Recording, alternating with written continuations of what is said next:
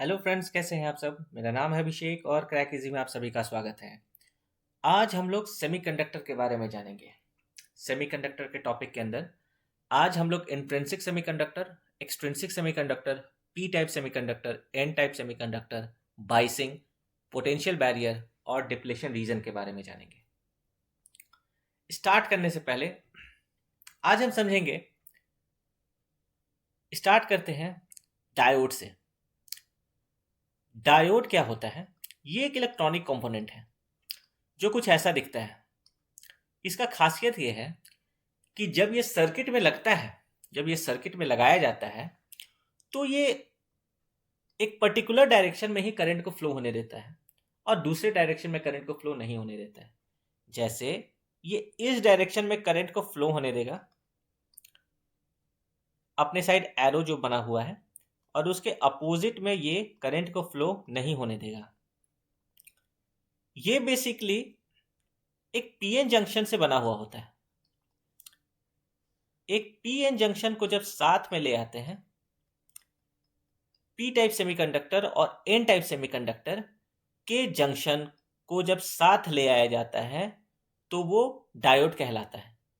इसमें ट्रायंगल वाला पार्ट जो है वो पी है और जो स्ट्रेट लाइन है वो आपको एन है। तो हम समझेंगे कि पी टाइप और एन टाइप सेमीकंडक्टर क्या है। Commonly used semiconductor are silicon and germanium.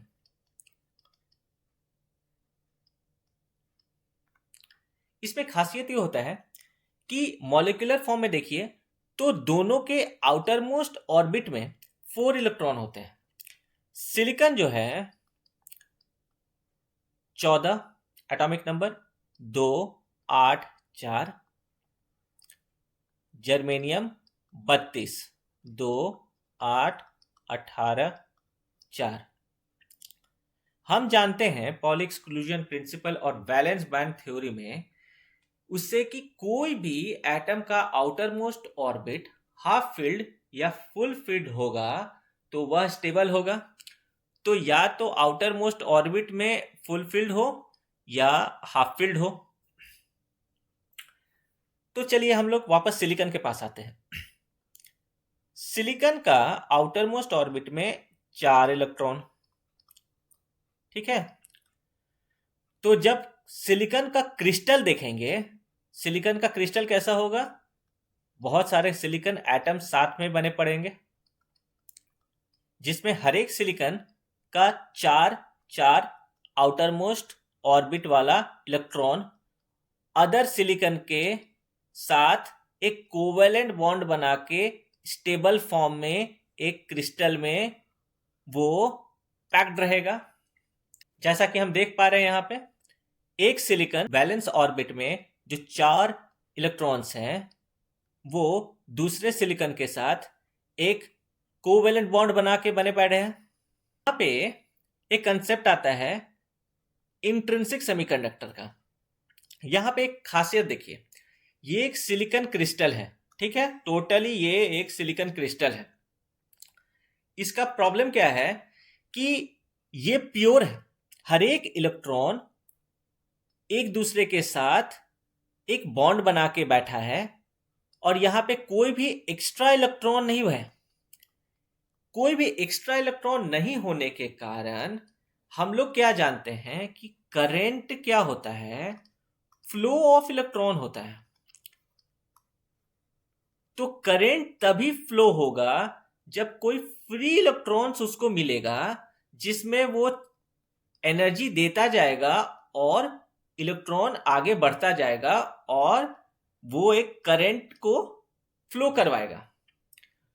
तो इस सिलिकॉन क्रिस्टल में हमने देखा कि यहां पे एक भी फ्री इलेक्ट्रॉन नहीं है, तो इसको हम बोलते हैं प्योर सेमीकंडक्टर या इंट्रिंसिक सेमीकंडक्टर, ठीक है। तो हमने देखा कि सेमीकंडक्टर जो एक क्रिस्टल के फॉर्म में था जिसमें कोई भी फ्री इलेक्ट्रॉन्स नहीं थे, वो करंट तो कंडक्ट करेगा नहीं। ठीक है, सब एक दूसरे के साथ स्टेबल बैठे हैं। तो हम क्या करेंगे कि कुछ ऐसा जुगाड़ लगाएंगे कि एक फ्री इलेक्ट्रॉन अवेलेबल हो जाए मेरे पास। तो हम क्या करेंगे कि इस क्रिस्टल में, इस सिलिकॉन के क्रिस्टल में एक इंप्यूरिटी ऐड करेंगे, एक ऐसा एटम ऐड करेंगे जो सिलिकॉन की तरह कम से कम 4 इलेक्ट्रॉन तो हो ही उसमें, और 4 इलेक्ट्रॉन के बाद अगर एक फ्री इलेक्ट्रॉन मुझे मिल जाए एक्स्ट्रा में, तो वो मेरा करंट कैरी करने के काम आएगा और इलेक्ट्रॉन को मूव करवा सकता हूं। और इलेक्ट्रॉन को जब मैं मूव करवाऊंगा तो वो करंट फॉर्म करेगा। तो हमने देखा कि अगर हम फास्फोरस का एक सिंगल एटम, जो कि फास्फोरस 15 एटॉमिक नंबर होता है 285, तो यहां पे 4 + 1, 4 मेरा आउटर मोस्ट ऑर्बिट का 4 इलेक्ट्रॉन सिलिकॉन के साथ तो मेरा कंबाइन हो जा रहा है, और एक मेरा फ्री इलेक्ट्रॉन बच जा रहा है। तो जो एक फ्री इलेक्ट्रॉन बच जा रहा है, इसका मतलब यहां पे ये फ्री इलेक्ट्रॉन किसी को डोनेट किया जा सकता है, क्योंकि यहां पर तो ये इसके पास एक्स्ट्रा इलेक्ट्रॉन है। इसीलिए इस टाइप के एक्सट्रिंसिक सेमीकंडक्टर को, जो कि डोप्ड होता है, उसे इम्प्योर सेमीकंडक्टर बोलते हैं। और इम्प्योर सेमीकंडक्टर में अगर एक फास्फोरस टाइप का एक एटम, जो कि जिसके आउटर मोस्ट ऑर्बिट में 5 इलेक्ट्रॉन हो, वो अगर एज अ इम्प्यूरिटी हम इसमें ऐड कर दे इस एक्सट्रिंसिक सेमीकंडक्टर में, तो उसे हम पेंटावेलेंट इम्प्यूरिटी कहेंगे। पेंटावेलेंट इम्प्यूरिटी के बाद हम देखते हैं कि यहां पे एक फ्री इलेक्ट्रॉन मेरा हो गया है। तो फ्री इलेक्ट्रॉन हम किसी को डोनेट कर सकते हैं, इसीलिए हम इसको डोनर कहते हैं। और डोनर के साथ यहां पे इसे हम एन टाइप सेमीकंडक्टर भी बोलते हैं। यहां पे आप रिलेट कर सकते हैं एन फॉर नेगेटिव। नेगेटिव क्यों? क्योंकि एक एक्स्ट्रा इलेक्ट्रॉन है यहां पे, इलेक्ट्रॉन इज ऑलवेज नेगेटिव, तो इसलिए हम लोग इसको एन टाइप सेमीकंडक्टर भी बोलते हैं। तो हम लोगों ने क्या देखा इसको, एक्सट्रिंसिक सेमीकंडक्टर जिसमें एक पेंटावेलेंट इंप्यूरिटी डला हुआ होगा, उसे डोनर और एन टाइप सेमीकंडक्टर कहेंगे। एक्सट्रिंसिक सेमीकंडक्टर में, extrinsic semiconductor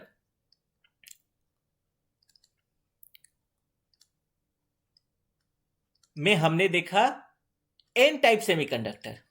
N type semiconductor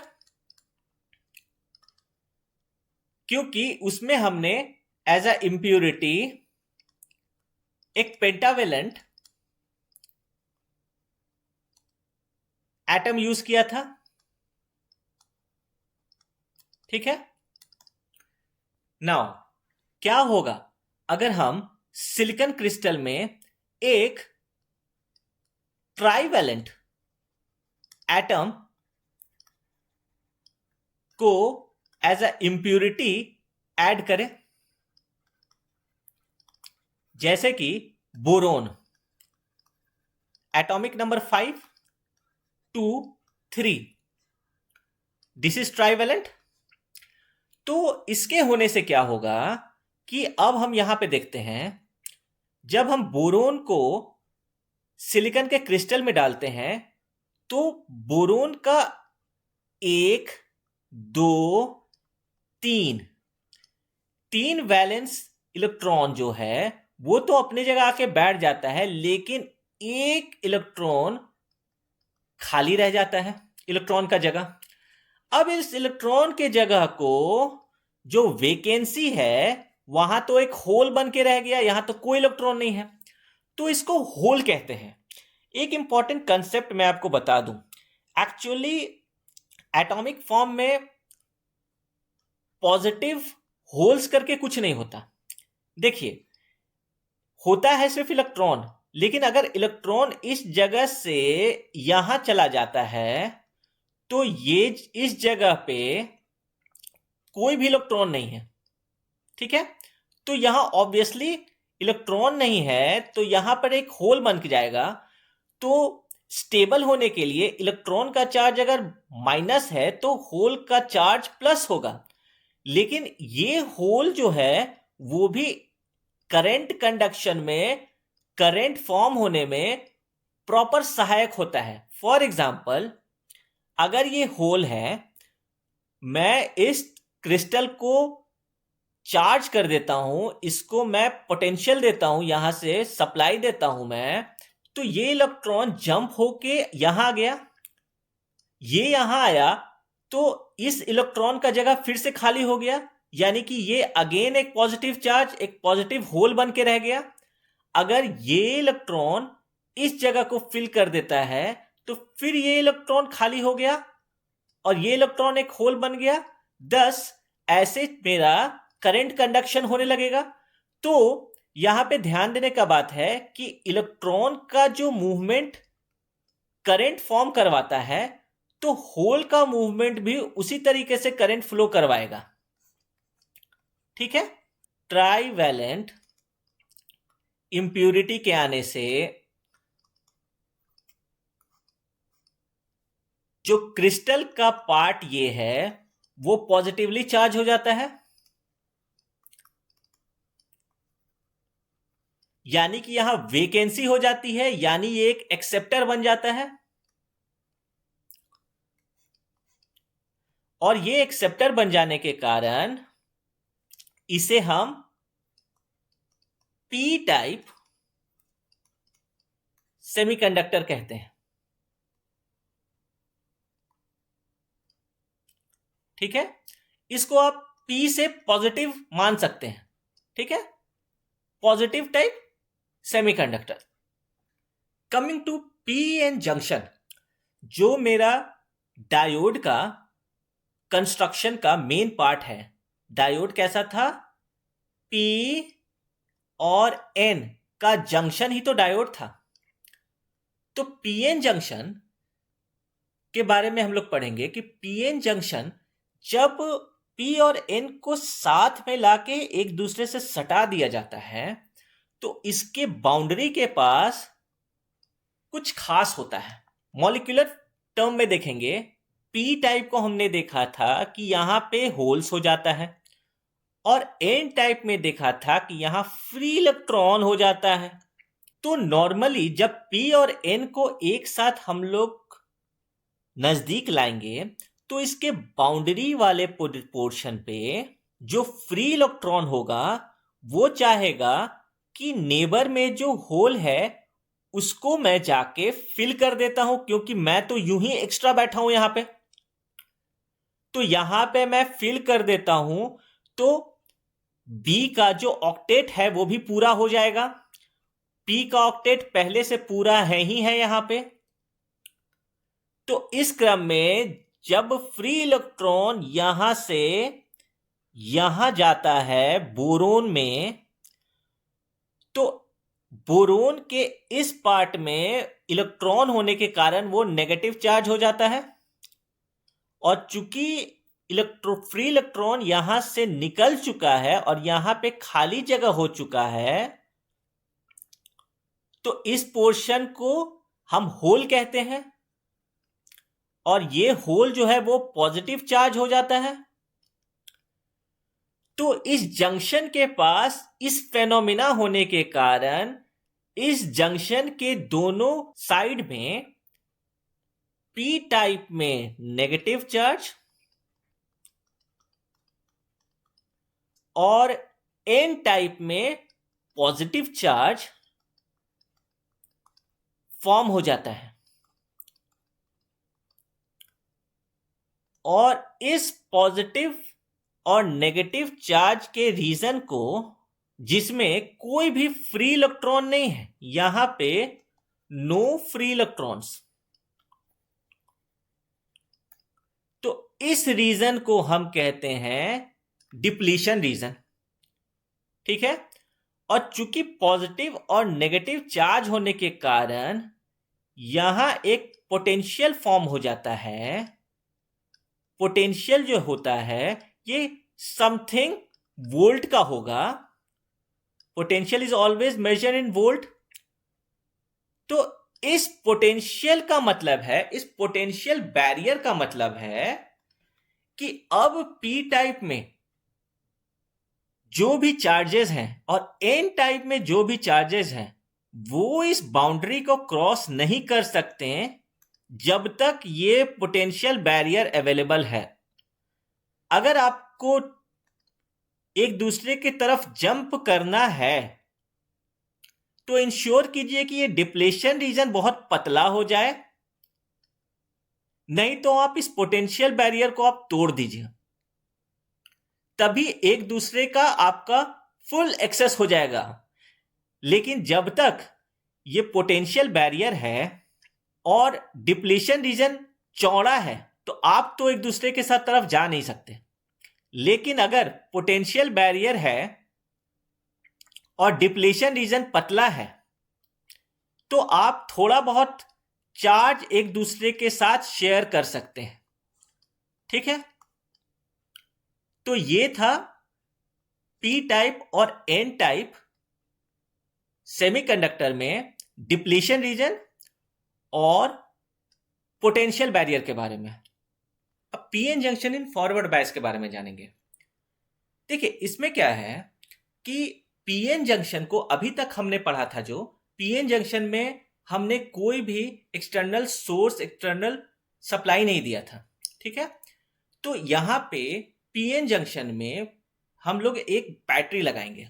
battery का कनेक्शन इस तरह से होगा कि बैटरी के पॉजिटिव टर्मिनल पी के साइड होगा और बैटरी का नेगेटिव टर्मिनल एन के साइड होगा। अब इसमें होगा क्या, बैटरी के नेगेटिव टर्मिनल से अब इलेक्ट्रॉन एमिट हुआ, ठीक है।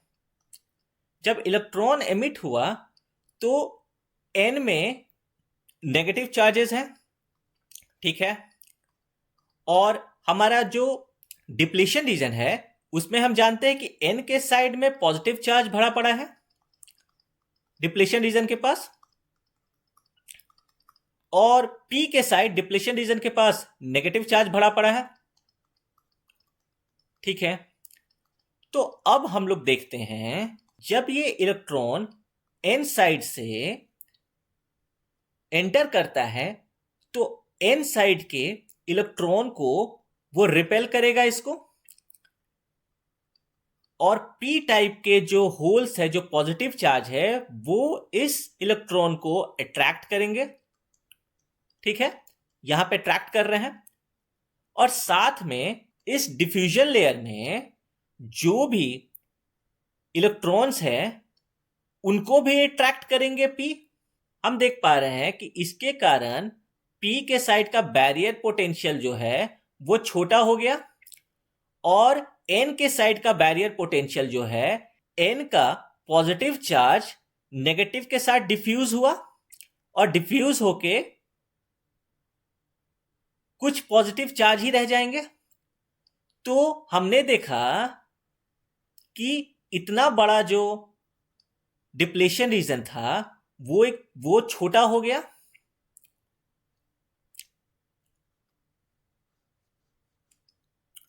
तो डिप्लेशन रीजन के कम हो जाने के कारण मेरा इलेक्ट्रॉन जो है आसानी से एन से पी टाइप में चला जा रहा है, और पी टाइप में जाने के बाद वो सर्किट कंप्लीट कर ले रहा है। यानी कि पीएन जंक्शन जब फॉरवर्ड बायस में होगा तो प्रॉपर करंट फ्लो होगा।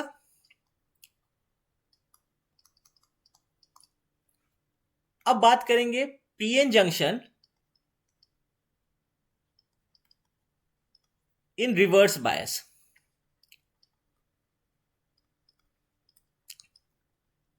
ये है पी टाइप, ये है एन टाइप, ये एक जंक्शन बना पड़ा है, ये बैटरी है। फॉरवर्ड बायस में हमने P को पॉजिटिव के साथ जोड़ा था, लेकिन यहां पे बैटरी पलट जाएगा, यानी कि बैटरी का पॉजिटिव N के साइड चला जाएगा और नेगेटिव P के साइड चला जाएगा। P में मेरा पॉजिटिव होल्स है, N में मेरा नेगेटिव इलेक्ट्रॉन्स है। तो अब हम लोग क्या देखते हैं कि डिप्लीशन रीजन के पास तो मेरा चार्ज का ओरिएंटेशन कुछ ऐसा है, P के साइड नेगेटिव और N के साइड पॉजिटिव। तो हम लोग क्या देखते हैं कि जब बैटरी को हम लोगों ने कनेक्ट कर दिया तो नेगेटिव इलेक्ट्रॉन्स जो है, नेगेटिव साइड से इलेक्ट्रॉन्स जो है वो P टाइप के होल्स को अट्रैक्ट करते हैं और साथ में पॉजिटिव टर्मिनल N के नेगेटिव इलेक्ट्रॉन्स को अट्रैक्ट करता है। तो हम लोग क्या देखते हैं कि ये इलेक्ट्रॉन्स जो है, चूंकि N साइड तो जा नहीं सकता इलेक्ट्रॉन, क्योंकि इलेक्ट्रॉन भी नेगेटिव चार्ज है, क्योंकि N साइड के जो इलेक्ट्रॉन्स है वो तो नेगेटिव चार्ज हैं ही, तो वो इस इलेक्ट्रॉन को रिपेल करेंगे। तो इलेक्ट्रॉन्स जो है P के डिफ्यूजन लेयर के पास जाके जमा हो जाता है,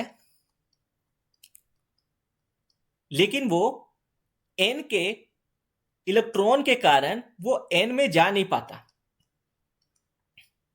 डिफ्यूजन लेयर के पास जो इलेक्ट्रॉन्स थे, चूंकि बैटरी के पॉजिटिव टर्मिनल के द्वारा खींचे जा चुके हैं, तो यहां के इलेक्ट्रॉन्स जो है वो मूव होके बैटरी के पॉजिटिव टर्मिनल की तरफ चले जाते हैं और यहां पे होल्स छोड़ देते हैं, तो होल्स पॉजिटिव चार्ज हो जाता है और इस कारण से हमारा जो डिप्लीशन रीजन है वो रिवर्स बायस में चौड़ा हो जाता है और इस कारण से रिवर्स बायस में कोई भी करंट फ्लो नहीं होता। Okay, thank you very much. Do avoid my glitches.